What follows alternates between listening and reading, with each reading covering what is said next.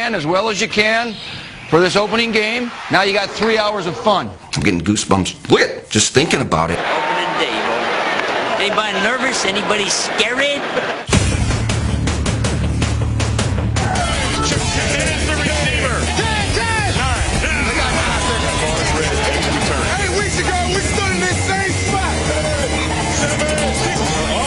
You work your tail off. 4 quarters now, 4 quarters. Let's go. Number 3, Brett, number 3. First round selection.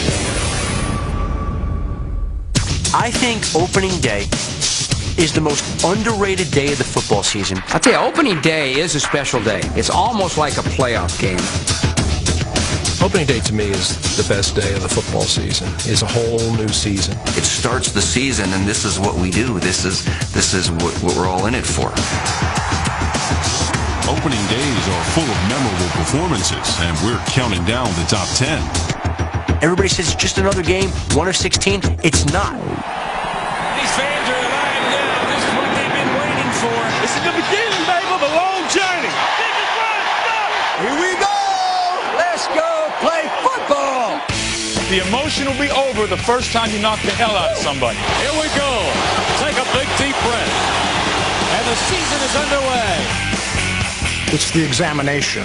It's the test. Play fake. Back with time. Deep. We've looked at team and individual performances Dallas wins in overtime. to find what we believe are the best opening days of all time. Touchdown Dolphins. We've got great games, amazing individual efforts, and record breakers. The number 10 opening day of all time. Tom Landry's Cowboys win 17 straight season openers. Could you imagine any coach today winning 17 straight opening day games? It's unthinkable. Opening day for Tom Landry's Cowboys meant time to win another game. They say this all the time. Players take on the personality of their coach. And I think the players that played for the Dallas Cowboys really took on the personality of Tom Landry. Landry's intense preparation helped his team win every opening day game from 1965 to 1981. You don't win 17 straight opening day games by accident. First of all, the Cowboys were good teams during that era. They were good enough to beat the Giants, Giants again, Browns, Lions, Cardinals, Eagles, Bills, Eagles again, Bears, Falcons, Rams, Eagles a third time, Giants a third time, Colts, Cardinals again, Redskins. Tom Landry and that coaching staff did a great job of preparing his team for opening day. I think it had a lot to do with the preparation of Tom Landry. They took the extra steps to get deeper study, deeper research, I think, on all opponents. I think Tom Landry, when we take a look back at, hey, what did you deliver to the game? I think his approach to football changed the game of football. Training camps are a place where you really see good coaches. Landry's camps, I thought, were among the best year in and year out. In the case of the Cowboys, they were always ready. I'm going to guess that Tom Landry spent his entire offseason plotting for that opening game. The only outfit America's team couldn't beat on opening day was the one team they couldn't beat in the Super Bowl, the Pittsburgh Steelers. The Pittsburgh Steelers began their 50th NFL season in Dallas, where the Cowboys had not lost a season opener since 1964. The Steelers couldn't have cared less. Perhaps the Cowboys' success on opening day had a very simple explanation. Well, I think it had to be Tom Landry's hat. Just, you know, the lid. So few people wore the lid like that. Put it on and boom, we win. We're 1-0 because we have the lid. What a catch. Coming up, which Cardinal soared on his first opening day? Just illegal out there on the field. Touchdown! Here I am stepping onto the NFL. Plenty of memorable opening days didn't make the cut on our list. Everyone remembers Vince Lombardi's victory ride after his final game as Packers head coach. But he was also carried off the field after his first game as Packers coach. We were so elated and so excited that having won this first game for our new coach that we just sort of swooped him up on our shoulder. Steve Mariucci's first game as 49ers head coach was memorable in a different way. My first game as a coach is when Steve Young and Jerry Rice both got hurt against Tampa. My God. And Young is hurt. Young is hurt. They will run the reverse to Jerry Rice. He's grabbed by Warren Sapp. Jerry Rice is really hurt. If you're taking over a team and you lose Jerry Rice to a season-ending injury and you lose Steve Young to a concussion, you got to be saying to yourself, what did I get myself into? That was memorable, but I'm trying to forget that one. The number 9 opening day of all time. Anquan Boldin paints the Lions. Since his debut in 2003, Anquan Boldin has established himself as one of the NFL's best receivers. With Anquan, it's just sometimes he defies description. Anquan Boldin shrugged him off like he was dangerous. He made some plays that were just sick, flat out sick. Oh, Anquan Boldin just illegal out there on the field. Anquan Boldin to the rescue. You're talking about Anquan Boldin territory. You can't tackle the Quan. Oh! He just can't be tackled. This feisty Florida Stater slipped to the Cardinals in the second round. We would see Florida State play. We knew he was a great athlete. Arizona has selected from Florida State wide receiver Anquan Boldin. Arizona. I was like, man. Anquan Boldin is the guy we had our eye on very, very early. I promise you guys, he is going to be somebody that people can be proud of in this league for a long, long time. I mean, he showed up to mini camps and training camp. Our eyes popped. It was like, this kid's really, really good. Here's your rookie of the year. Hands down. Here I am stepping onto the NFL scene. I think they knew what they had, and they were kind of keeping him under wraps a little bit, and they took the wrapping off in that game. Steve Mariucci wanted to take the wrapping off the number 2 pick in the draft, Lions receiver Charles Rogers. Boldin was ready to steal Rogers' thunder in our number 9 opening day performance. Here's my chance. Take advantage of it. He was unbelievable, and he took the league by storm. Everybody was like, who is this guy? Who is that? You didn't know much about him. He wasn't drafted real early. I think everyone knew right away that Anquan Boldin was going to be a superstar. Nobody expected that. Being young, having a good day, I thought I could make something happen. It was unbelievable. Mariucci knew immediately he'd have to keep his eye on Boldin. We got to get that fixed. How many is that for him? About 3? Let's get that straightened out. If he was on another team, I wouldn't want to see him. He's such a physical guy. He plays receiver like a linebacker. Let the Quan run the football. He's doing everything. I mean, catching balls and running after the catch, and it was just stunning. This is a guy who literally could run through a landslide in flip-flops. Back to throw, gunning it to the right side. Boldin, touchdown! Anquan Boldin! I was in the zone that day. His ability to run after the catch really caught everybody's attention.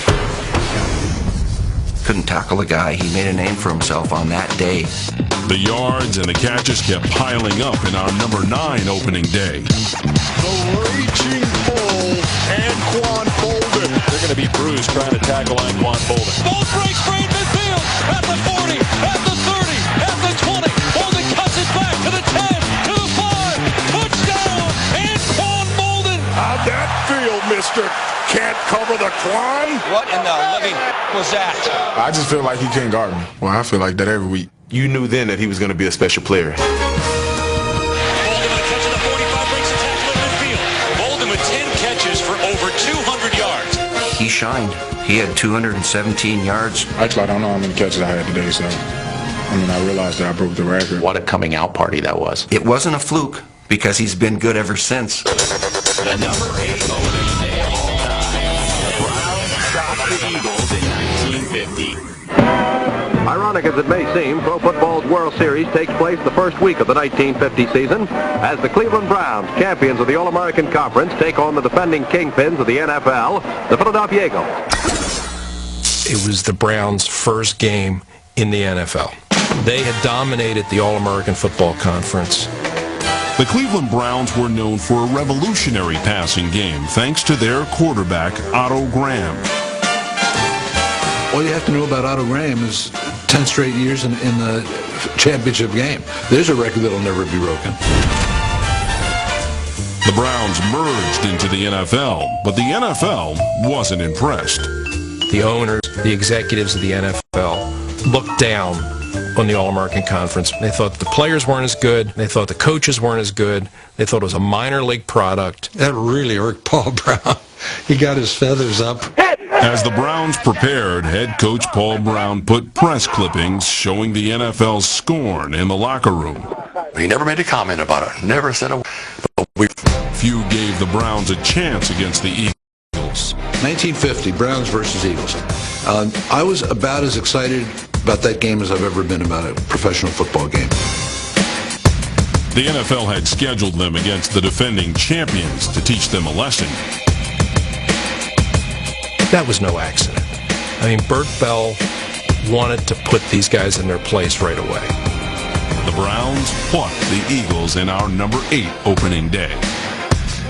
They were just so much better, and I felt great watching it. They really went down there expecting to see the Eagles just embarrass this team from this other league. People in Philadelphia really thought the Eagles were invincible. They had a smooth team, some action we'd never seen before, especially in the passing department. I enjoyed that about as much as any football game I've ever seen. The Browns trampled Philadelphia. We had 2 touchdowns called back in that game. People don't realize that we could have had like 50 points. The first year in the NFL, with all the derogatory comments were made by the press and so forth, winning it after on top of all that, that has to be the biggest event in my professional career. After the game, Bert Bell came in and congratulated me and us, and he said it was the best football team, the most intense football team he had ever seen. Our number 8 opening day foreshadowed the greatest upset in football history. I think that game was very much a precursor of Super Bowl III. The owners, the executives of the NFL looked down on the All-American Conference, much the way the NFL looked down on the AFL. Those games were similar. A supposedly inferior league upset a league that had a certain amount of arrogance. He's in there. I really enjoyed sitting in the press box and watching those stiff NFL faces. Felt like saying, yeah, you sucked a b****.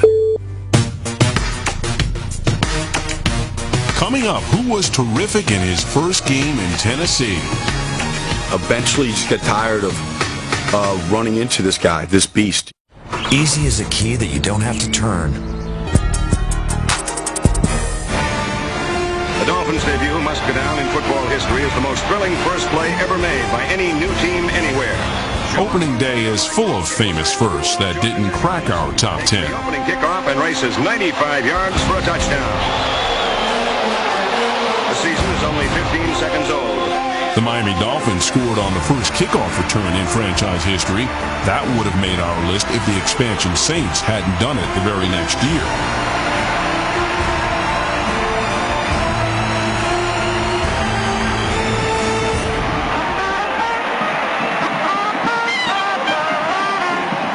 Another impressive franchise debut was a Texas feud.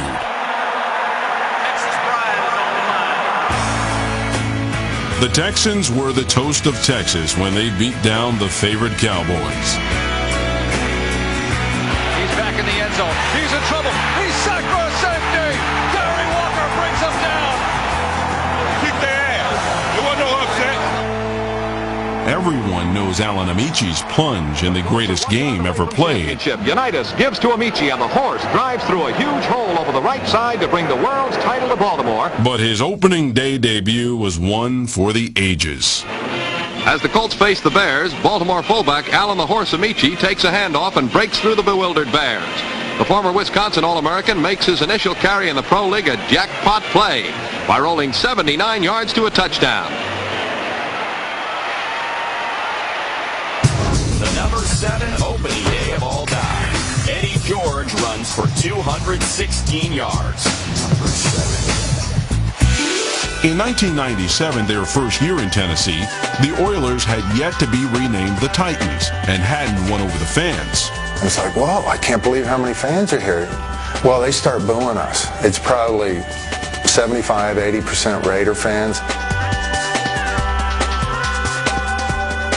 The Raiders may have had the fan support in the Oilers' home stadium, but they didn't have Eddie George.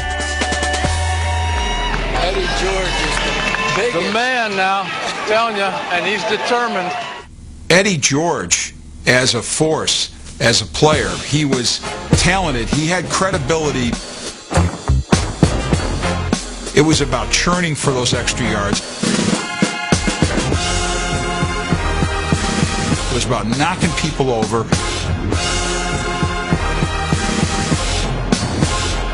Eddie was the first real leader that the Titans had. George barely heated up in the first half of our number 7 opening day under trying conditions. It was kind of it was hot. But the Oilers' workhorse kept pounding away at Oakland. That's exactly what Eddie George was, a workhorse. He could wear down a defense without question, and he would not wear down. The Raiders pummeled Oilers quarterback Steve McNair.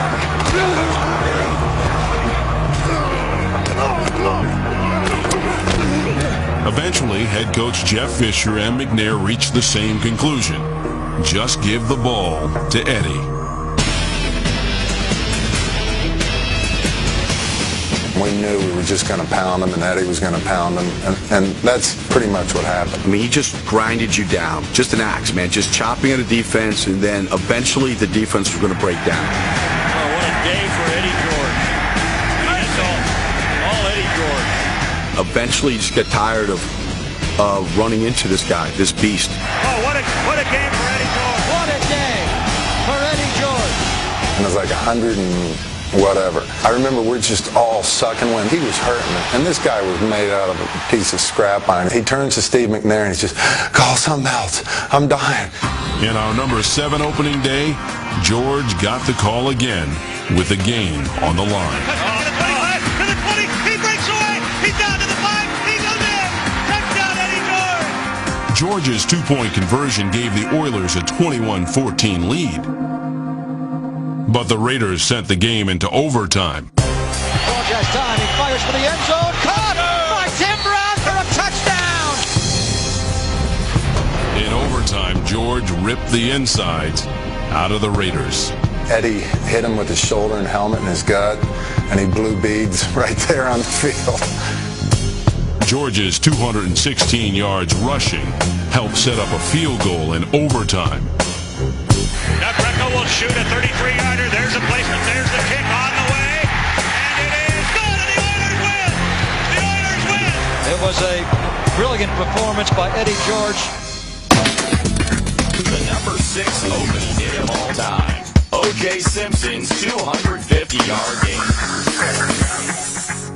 When you mention the name O.J. Simpson to somebody now, football is not the first thing that comes to their mind. But that wasn't always true, especially on opening day 1973. The thing that really made him what he was his ability to run away from everybody. He had sprinter speed, and you didn't really see that in people who were that tall and lanky. The New England Patriots saw it early and often. O.J. was ready to run into the record books. Juice, they're hollering. 3rd and 12. They want him to carry it again.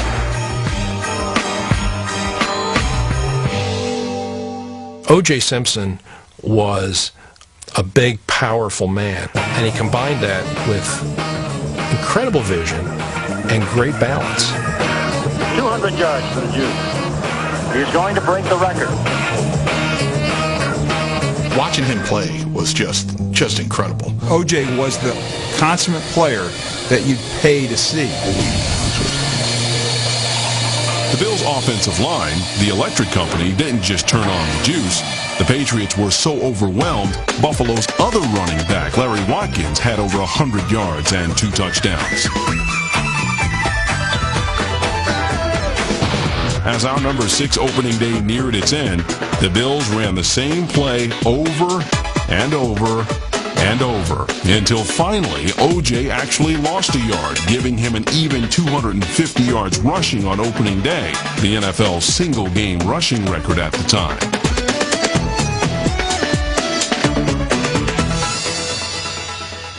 Once they got that game, that 250 yards, it made such a powerful statement about Simpson and about that offensive line. That record game led to a record season, the first 2,000-yard rushing campaign in NFL history.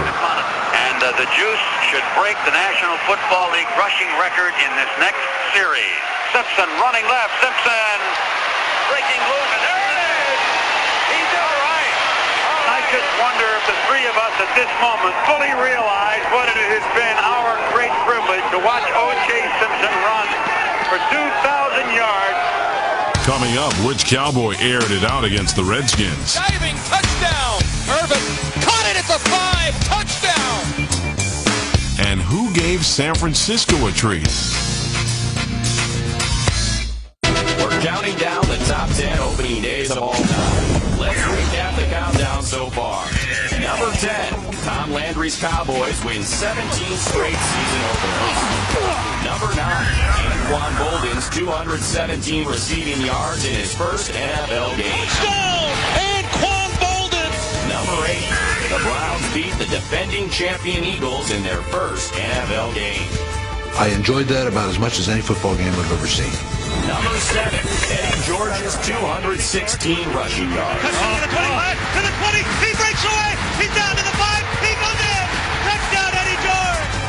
Number 6, the juice is on the loose, rolling up 250 yards against New England. The number 5 opening day of all time, Troy Aikman throws 5 touchdowns against the Redskins. Number 5. In 1999, businessman Daniel Snyder bought the Washington Redskins and their stadium for $800 million and almost got his money's worth on opening day. Without cover corner Deion Sanders, the Cowboys needed a miracle.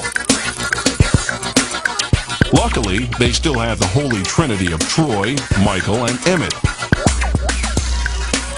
But Troy Aikman was mainly known as someone who handed off to Emmitt Smith. The handoff goes to Emmitt Smith, his first run, 45-50, he's going to score! Or he would just... I don't know if Troy ever had 30 touchdown passes in any one season. The Redskins took a commanding lead in our number 5 opening day. Touchdown! That's going deep into traffic. Connell pulls it away. Touchdown! Washington Redskins. And be careful now because a route may be on.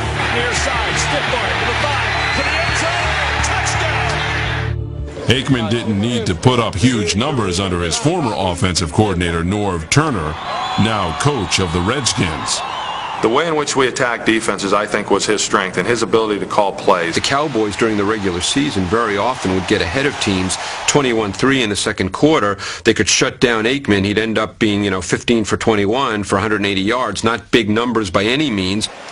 Now rivals, a mutual respect remained. He's as good as I've seen. Troy did what he rarely even attempted under Turner. He took over the game almost single-handedly. Aikman back, pressure, they pick it up for LaFleur at the goal line. Nice catch, diving, touchdown. Back he goes, rushed heavily, throws it, LaFleur catches it, dives into the end zone, another touchdown for Dallas. Wow. They gotta have this play. Aikman up and going deep down the left side. Irvin caught it at the 5, touchdown. That's an example of the Dallas Cowboys doing whatever they needed to do to win games. Aikman took charge in the fourth quarter. Touchdown! Aikman finished off our number 5 opening day in overtime. Third and a long 2, almost 3 at the Dallas 24. Aikman, play fake, back with time. Deep, he's got Rocket alone. Rocket, caught it at the 40. Rocket to the 10. Rocket couldn't have happened to a better owner. For all Cowboy fans, it couldn't happen to a better guy and a better team. The number 4 opening day of all time. Jerry Rice breaks Jim Brown's all-time touchdown record. By 1994, Jerry Rice had established himself as perhaps the best wide receiver of all time.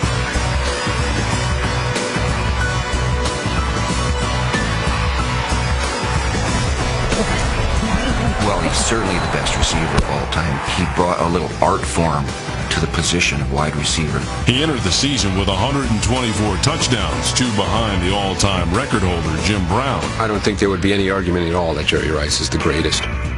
I think you could say unequivocally that Jerry Rice was the greatest wide receiver that ever played the game, yes.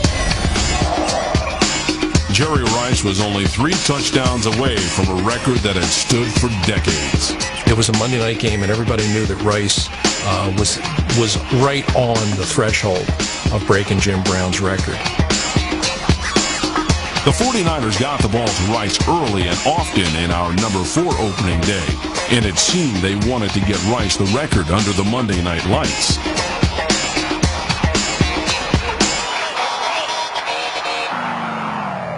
It was obvious right from the beginning that they're going for it. They're going to try and get Jerry touchdowns right away. Jerry Rice, he's done it! Touchdown 49ers! He is now tied with Walter Payton. Up next was tying Jim Brown at 126 touchdowns. And it's a reverse to Rice. He takes off to the 25, into the 20, into the 15, into the 10, he's into the end zone! Jerry Rice has caught Jim Brown! 1 to go! Jerry Rice has so many records that they're hard to count and try to remember. Rice in motion to the left side. And Young wants to throw. And he is looking for Jerry. And Rice is there. And he's into the end zone. He's done it. Jerry Rice is the touchdown scorer of the century. Held up the ball, held up his hands, celebrated. He knew that he accomplished something significant. The only reason Rice doesn't rate higher, he was so good, his records have become ho-hum. What was that, like Jerry Rice's 56th record in the NFL? He already had half of the NFL record book. They blur together. I honestly don't even know what records you keep anymore that Jerry Rice isn't a part of when it comes to catching footballs. To me, I just saw it, and it was like, there was just another record. I had no idea at the time that I'd ever be coaching the guy. Coming up, a shootout between a legend and an heir apparent. Touchdown Dolphins. Bledsoe's 4th touchdown pass. Well, that was one of the most memorable opening days ever. Opening day often has some wild finishes. Ertzlaven will take the punt snap at his own 23. Long count. Oh! It's over Ertzlaven's head. It's at the 10. It's at the 5. Anybody scores wins. Ertzlaven running. He throws the ball. It's caught in the end. Touchdown Atlanta Falcons win. In 1989, the Dolphins and Bills had one of their typical shootouts that came down to the very end. It was a game in which the Dolphins appeared to have it won. Final play of the game in Miami. The Bills were down, and it was going to be the last play of the game. There's just no question about it. Last play of the game, and he's going to run, and he dives for the touchdown! Jim Kelly is being mobbed. The game is over. That team just had the Dolphins' number. Kurt Warner threw for 441 yards against the Broncos in 2000. Kurt Warner, quick hitter out the right side. It's a first down. Marshall Faulk, Russell 40. Go, baby. He's in Denver territory. Go, baby. The 35, 30, 20, 15, 10, 5. And in 1951, Norm Van Brocklin threw for 551 yards, a single-game record that still stands today. We're coming up on 50 years now, and a 50-year period in which the number of pass attempts has exploded, and the ability of Van Brocklin's record to withstand any and all attacks from every guy who's come along, from Namath and Unitas and Tarkenton, John Elway and Marino, is simply amazing to me. But amazingly, 2 of the top 5 opening day performances happened in the same game. And now the number 3 opening day of all time. Dan Marino Bledsoe combined for almost 900 passing yards. Well, that was one of the most memorable opening days ever. On opening day 1994, a clash of titans occurred in muddy Miami. The red dirt infield became this soupy mix. Marino had torn his Achilles the year before. He was trying to regain the form that made him one of the NFL's all-time best quarterbacks. What a throw by Marino! Facing him was second-year sensation Drew Bledsoe. Bledsoe was absolutely positively the heir apparent. I remember thinking at the time that Drew Bledsoe was a big, strong-armed quarterback who had a chance to be great. People thought that he was the next great quarterback. Come on, Nash. Come on, you the Nash. You the Nash. And he's at the 5. He throws. Touchdown. 180. On the muddy field, neither team could run or even kick. They decided they might as well just pass in our number 3 opening day, combining to throw the ball 93 times. You got two-star quarterbacks going up against each other, slinging the football all over the field. Bledsoe and Marino it was a gunslinger game.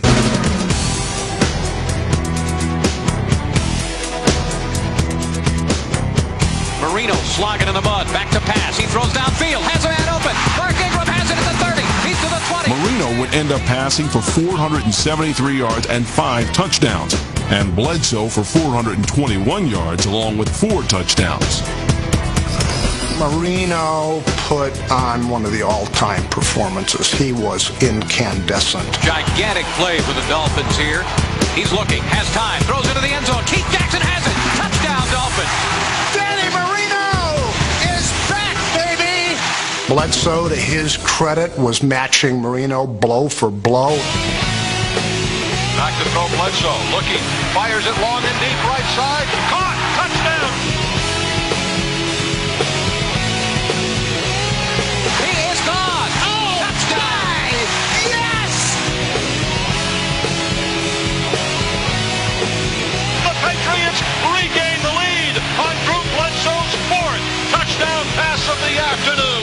The day that Drew Bledsoe was matching the great Dan Marino at the peak of his powers. You don't see that on anything but Madden video games. Late in the game, Marino brought the Dolphins within striking distance of the Patriots.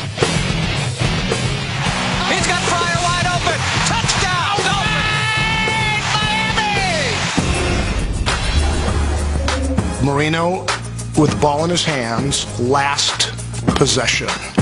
It was 4th and 6. Danny always had big ones, and they were made of brass. 4th and 6, you're thinking, let's get the first down, let's keep this thing going. There's some time left. Not Marino. It is caught by Fryer. Touchdown! Touchdown, Dolphins! Marino! Bledsoe lost the game, but raised expectations. The sky was the limit. This guy was going to go on and win Super Bowls and assume the mantle and become the next great one. You came out of that game thinking Bledsoe was going to be a truly great one. Bledsoe ended his career good, but not great. Certainly no Dan Marino. He didn't know how hard to work because he never had to work for it. He never became Dan Marino. Our number 3 opening day proved Marino was once again the best passer in the NFL. What a game by Marino. You talk about championship courage. One of the great shootouts of all time. And once again, Marino proves his detractors wrong. Coming up, an opening day game that ended in a lawsuit. Come on, his life was never in danger. The guy's soft. Ed Zabel, the king of football. And now the number 2 opening day of all time. The Raiders beat the Steelers on the field, but lose in court. The Oakland Raiders of the 1970s were one of the most intimidating teams of all time and weren't above a few extracurriculars. They saved much of their tough tactics for their rivals, the Steelers. That's the way I thought it was meant to be played. We like it. You can't do anything about it. Guess what? This is for men only. You come over the middle, you're going to get hit. On opening day 1976, the Raiders had the Steelers right where they wanted them. We got them opening day. Ooh, how bad did we want them? Bad, real bad. Pittsburgh took an early lead. The Steelers are always willing to improvise.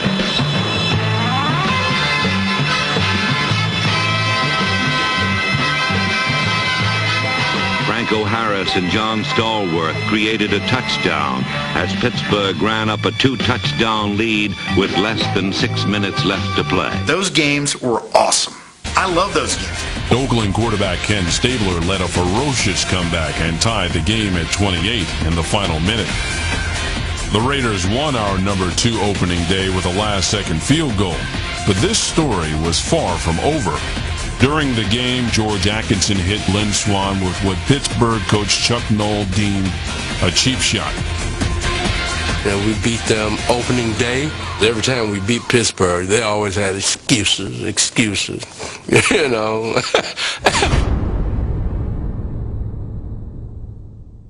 We have been labeled as the criminal element of the game. We got accused of everything under the sun as far as cheating. The Raiders didn't take the charge lying down. Atkinson sued Noll for slander. Unnecessary for him to say. Shouldn't have said it. Was it Atkinson that cheap shot at Swann? Do you remember that? That wasn't a cheap shot. What's that? That wasn't a cheap shot. It's the Raiders. We're going to hit you. Atkinson viewed the Steelers as hypocrites, just as dirty as the Raiders. I seen Jack Lambert grab fellas by the face mask, but you can break a fella's neck. I saw J.T. Thomas hit Ken Anderson out of bounds after play. The coach didn't label this as being dirty. He said that he was aggressive. I seen Mel Blount hit Cliff in the back of the head. They had all the characteristics of an Al Davis team. They just happened to play for the other side. Many believe Raiders owner Al Davis was behind the lawsuit. He's been renowned for his contributions to the game and also how he's tormented it. Atkinson lost the lawsuit, but Chuck Noll was forced to publicly admit his players used similar tactics as the Raiders. When you're a hypocrite, that's what happens. Your words come back and you have to eat them. And that's what he did. Coming up, who gave San Francisco a treat?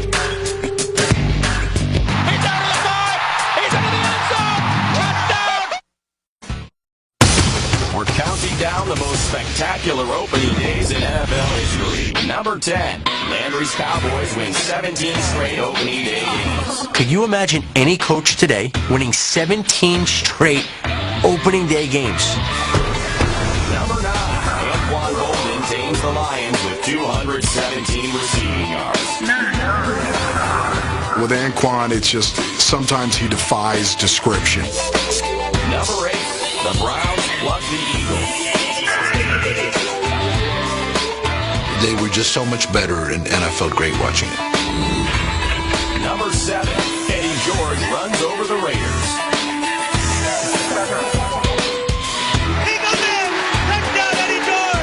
He could wear down a defense without question, and he would not wear down. Number 6, O.J. Simpson rushes for 250 yards against the Patriots. Once they got that game, that 250 yards, it made such a powerful statement. Number 5, Troy Aikman's 5 touchdowns to beat the Redskins. Play fake, back with time, deep, he's got Rocket alone, Rocket, caught it at the 40, Rocket to the 10, Rocket, touchdown, Dallas wins in overtime. It couldn't have happened to a better owner. Number 4, Jerry Rice becomes the all-time touchdown king. What was that, like Jerry Rice's 56th record in the NFL? He already had half of the NFL record book. Number 3, Ruben Dan pass everything but the torch.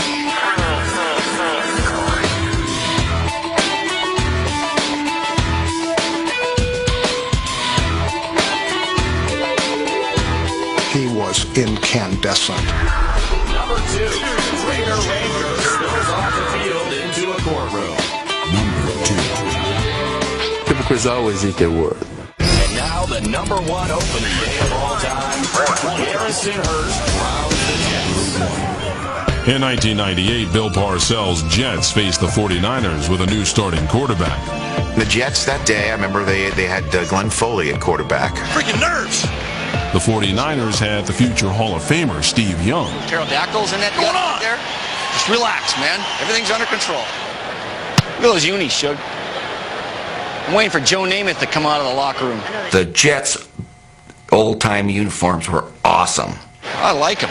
The New York Jets are the world champions. And we remember the Jets in the Super Bowl and Maynard and Sauer and all those guys. George Sauer, Don Maynard, Bill Rademacher. Steve Young was brilliant as usual, but an unusual performance was turned in by Jets quarterback Glenn Foley. We knew if we executed, we had a good chance to win. All you can do is make sure you're prepared to play, and we were. This is fun, Steve Young. Foley would pass for 415 yards. With Corbett and Keyshawn, those two weren't real fond of each other, but it's good a tandem you can have on a core, and they worked well together, so the quarterback shot was easy. Foley had a hell of a day. He was superb. So was Young. The only 49er really struggling was running back Garrison Hurst, meaning San Francisco had to rely heavily on their passing game.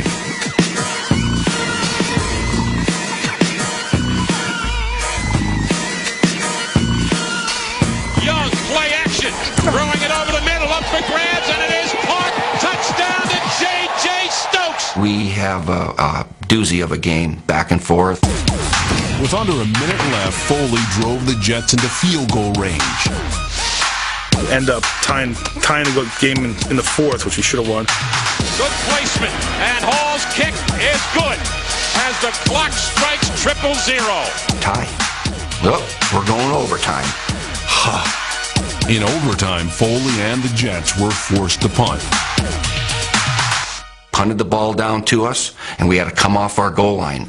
Okay, they just want to get off the goal line. Like, let's get 5 yards. All right, we going to go 90-0?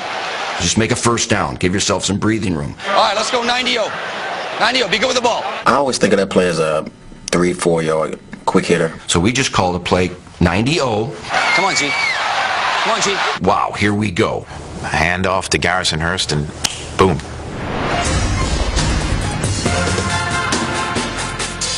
So now they've got to start from deep in their end of the field, and Garrison Hurst takes advantage of it. Takes the handoff, swings to his right, gets to the 20, he's to the 30, needs to cut in. He comes back up the right sideline, breaks the third tackle, comes down to the 30. He's down to the 20, he's down to the 10, he's down to the 5, he's into the end zone, touchdown! Almost as amazing as our #1 opening day was Steve Mariucci's reaction. I couldn't tell if we scored or not. Is it a touchdown? Is it a touchdown? It was just pandemonium in there. It was beautifully blocked, perfectly executed. Again, it was like a slow motion nightmare. A nightmare I still see sometimes. You'll see the stiff arm.